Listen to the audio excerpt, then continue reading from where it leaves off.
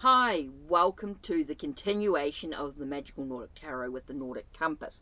Okay, so what I like to do is when I take a spread from the guidebook, what I want to do is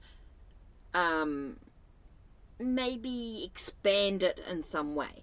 So what we've done is we've done the spread with the Magical Nordic Tarot, the Nordic Compass. We've done a basic spread here. So what I want to do is take another themed oracle deck, or maybe you could use another tarot deck if you wanted to, if you had one of the same theme. Okay, you want to work in themes with this. I feel like that's sort of what I would do, but you can choose what you want to do. Hey, look, you can do whatever you want. You can choose any type of oracle deck you wanted to. But I like to sort of, for me personally, I like to stick in theme. So what I'm going to do is use the YGGDRASIL Oracle with this. So I'm going to shuffle the cards. And we're going to look at the Emperor. So what oracle card or deity, which deity is going to go with that sense of the present? Okay, we're doing the North card. So we're going to do that card there. And then we're going to do what's it for the South, the work and money. So which deity for work and money? Okay. And then we have the relationships for the West. So what deity? Okay, this one here seems to be a card in here somewhere. Oh, there it is.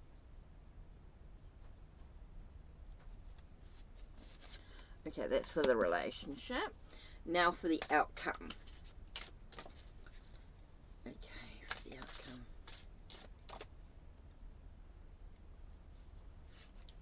So you might need to look at the previous video to see what I'd actually done and, you know, my thoughts and everything in regards to the cards. So now we're going to concentrate on the YGGDRASIL Oracle, right? So let me take the guidebook here. Now, the first card we're looking at here.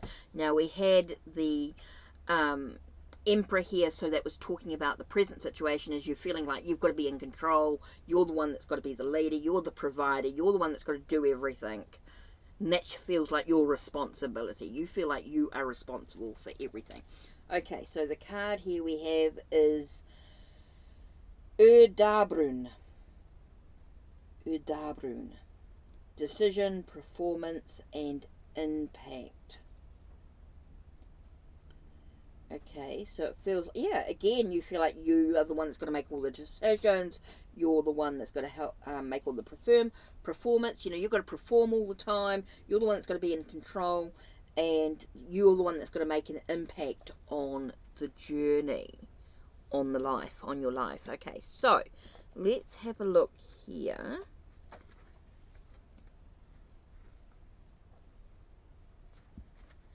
Okay, so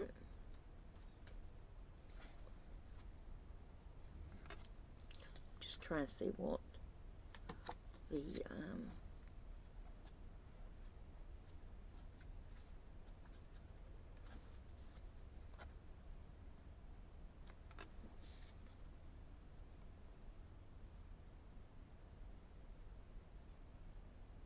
okay, it looks like it could be the world of light elves. Oh, yes, it is. Okay, so it's the world of light elves, and we've got Urdabrun, decision, performance, and impact. Okay, Urdabruna is one of the magical springs under the roots of YGGDRASIL. It's the fountain of fate. The three wise women, Udur, Verbandi, and Skald, the Norns, who weave the fabric of humankind's fate, live by the spring. They regularly take the water of the well and the white mud around it and apply them to the tree trunk of YGGDRASIL, which gives the tree of life its white colour and prevents its decay. The card is significant for the seeker's performance. It reminds the seeker that actions change the web of fate, much like neurons of the brain change and evolve with each decision we make and each event that occurs in our life. The card reminds the seeker to be attentive to decisions and actions, and bears witness that actions have consequences. If the card is accompanied, we don't know that yet.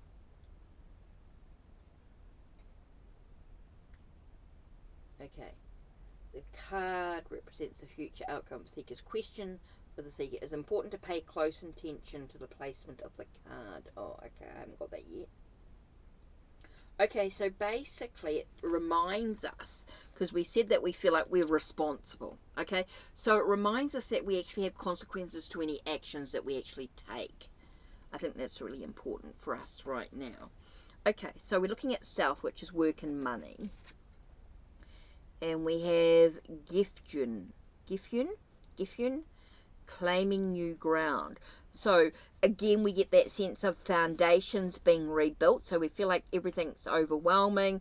We've got that thing, we feel like we're frozen. But it actually says to us that we actually have the chance to have that sense of building new foundations, being able to move forward in work and money once we have that understanding. So let's have a look here. Okay, so what world is this one?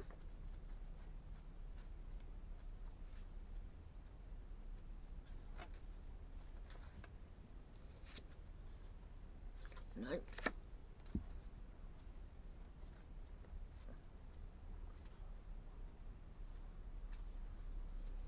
Now, is this Midgard? Yep, looks like it's Midgard, world of humans. Okay, so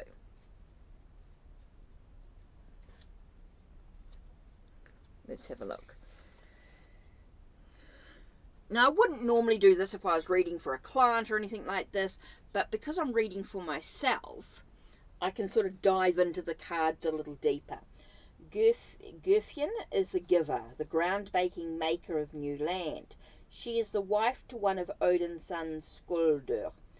During Odin's migration to Scandinavia, he sent Gufyn to look for the land to the north. She found a piece of land belonging to King Gylfi. He promptly gave her the land to farm, and she turned her 3 sons into ox to steer the plough.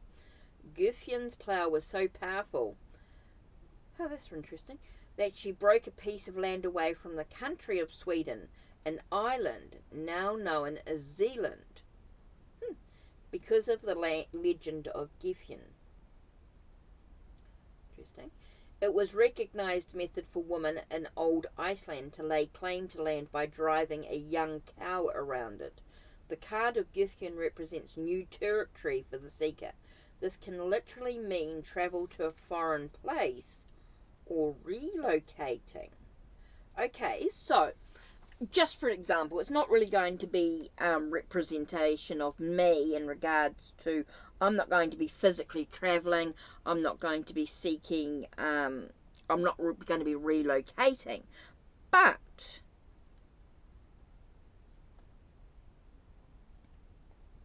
I'm not going to be relocating to anything. I'm not going to get new land. I'm not going to be renting anything new. I'm where I am right now, right? So it does talk about the sense in regards to work and money. Now I'm talking about work and finances, right? So it could mean that maybe I've got a new client coming in who's from overseas. In that way, it could be a new territory coming in regards to work and money. Tells me that I've got somewhere new. Gufyn has a positive influence and is called upon for the purpose of repositioning. So maybe in regards to work and money, there could be a new position, a repositioning of an ideal or a thought, or something like that. So that's something to sort of think about in a sort of deeper level there. Okay, so now let's have a look at relationships. Vorcity, with fairness and judgment. Okay, so that was interesting. Vorcity. Okay, fairness, again, land of the humans. Okay, fairness, so we had the sense of being flirty, maybe trusting our intuition, relationships, maybe listening to the messages and things come through. Maybe it's a reminder to be a bit playful with our relationships. Don't be too serious. Maybe there's a reunion. And it tells us not to be too judgy, to have a sense of fairness in this situation. So let's have a look and see what it says when it comes to relationships. Now remember, this is about relationships. So Basiti is the god of law, truth, and justice. So it's a reminder for us to be truthful in our relationships. So in regards to this reunion, maybe we've got someone coming in, we're being flirty, but it reminds us that we also need to be a little bit honest with ourselves, with the other person, with the relationship. We do need to be a little bit truthful about the situation. You know, we do need to be truthful, not a little bit truthful, but we do need to be truthful. We do need to have that sense of justice. Remember, there's consequences of any actions that we take within the relationship as well. Remember, this is a situation that we might find ourselves in regards to a relationship with someone on some level, the sense of a reconciliation, maybe an old friend or something like that. So we need to be truthful. We do need to be honest. I think that's really important here. So Huis Esser in his official dwelling is in Glitnir and Askadur with halls of silver and pillars of gold. He is son to Baldur and Nanna. Forseti is placed in Midgardur, as he is called on for the law and justice system of men. His name could also be with the relationship, with the flirtiness and stuff. There could be some legal issues going on with in regards to the relationship, with this reconciliation or whatever's going on with the relationship. It could talk about, you know, trusting your intuition. There may be some legal stuff going on in regards to the relationship. Okay, he who sets precedents, and in Icelandic the direct translation is president. Basati is the god of good example and the god who settles disputes. So again, maybe there's some disputes in regards to the relationship, in regards to the reunion. You know, you feel like you're getting this reunion, this youthful energy, this immaturity. You know, you just feel like you know, with things, you might feel like you've got that sense of immaturity in regards to the relationship. Someone who's quite young, so you have that sense of this is a reminder to settle the disputes or anything, the arguments, the conflicts and things like that. The significance of the card corresponds with that. It can mean a settlement for the seeker or can indicate the need for the seeker to settle a dispute and be fair. It calls on you to be honest and set a good example in a given dispute. This can mean the seeker to take a close look at their own part and help the seeker to settle in fairness and peace. The card around to determine how to approach the matter. Okay, so have we got, no, we haven't got Baldur and Nanna. We don't also have presence of any us there. If Loki's children, or anyone from the underworld appeal is present, means okay, no, it doesn't talk about that as well. Okay, so that was quite an interesting thought when you sort of dive into it a little bit deeper. So now we've got the outcome. Now I told you that things are not going to go quite the way you expect them to. And we have Gechna, which is messenger of the gods. Messenger of the gods.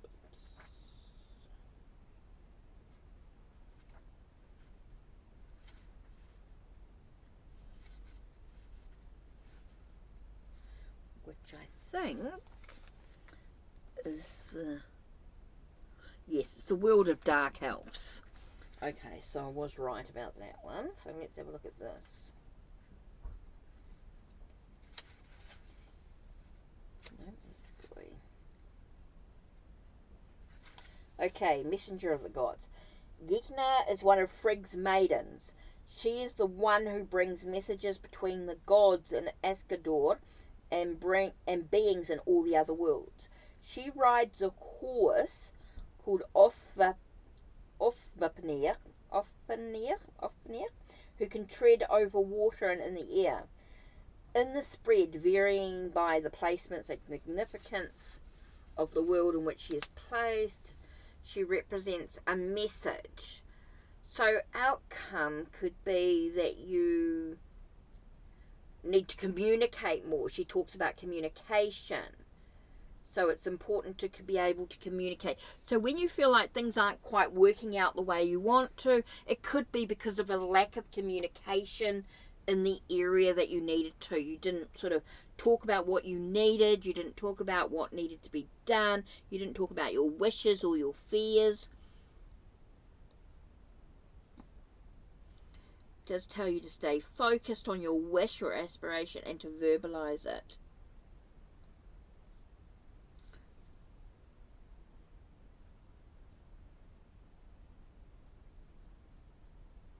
So yeah, I do feel like you're being asked to communicate your fears, and that's why things haven't quite worked out the way you wanted them to.